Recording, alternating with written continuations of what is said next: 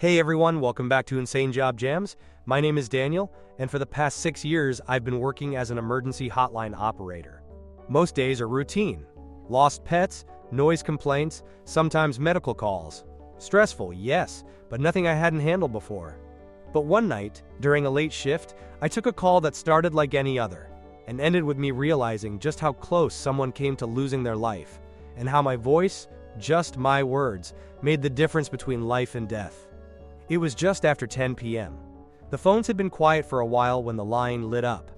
I answered with my usual greeting. On the other end, I heard a woman's voice, but something was off. She sounded careful, almost like she was trying to talk in code. She said, "Hi, I'd like to order a pizza." At first, I thought she dialed the wrong number. I was about to redirect her when I caught the tone in her voice. It wasn't casual. It was shaky, forced. Something clicked in my head. I asked gently, "Ma'am, do you realize you've called the emergency hotline?" She paused for a second. Then she said, "Yes, I know. Can I get a large pizza? Extra cheese?" My stomach dropped. I'd heard about situations like this, when someone in danger can't speak openly. They pretend to order food or talk casually so their attacker doesn't suspect. I kept my voice calm. "All right, ma'am, let's make sure we get your order right. Do you need police at your location?" She answered softly, "Yes, half pepperoni." That's when I knew. She wasn't safe. Someone was with her, and I had to play along, where the person listening might realize what she was doing. I started asking her questions, disguised as pizza toppings. "Do you need medical assistance with your order?" She whispered. "No." "Got it. And is this a delivery?" She said quickly, "Yes." To my address, then rattled off her street name and number. Her voice trembled like she was on the edge of breaking down. I could hear muffled voices in the background, men's voices. They sounded close, and then suddenly one of them barked. "Who are you talking to?" My heart jumped. She froze. For a terrifying moment, all I heard was silence. I whispered urgently into the line, "Stay with me. Just keep me on, even if you can't talk." Then, after a few seconds that felt like hours, she came back. "Sorry," she said, pretending to laugh. "I was just telling my brother I'm ordering pizza." The man in the background grumbled something but seemed to buy it. I exhaled quietly. I kept her talking, kept her focused. Every second counted.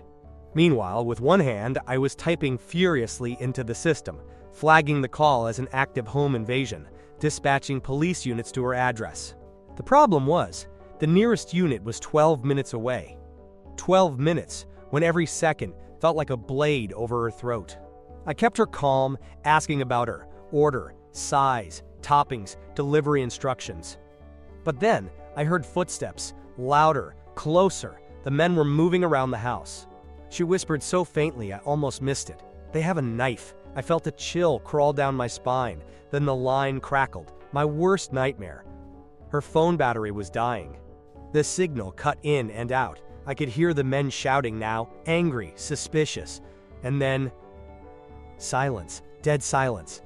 The call dropped. My hands shook as I stared at the screen. But before I could panic, the system pinged. The officers were 2 blocks away. Seconds later, the line reconnected. She was back, but this time, I didn't hear her voice. I heard yelling, chaos, then pounding. Police at the door, a scuffle, more shouting, and then quiet. Finally, another voice on the line, a police officer. He said, "We have her. She's safe." I sat back in my chair, realizing I'd been holding my breath for the past 5 minutes straight. Later, I learned the details. 2 men had broken into her house, looking for money. They hadn't realized she'd managed to call 911.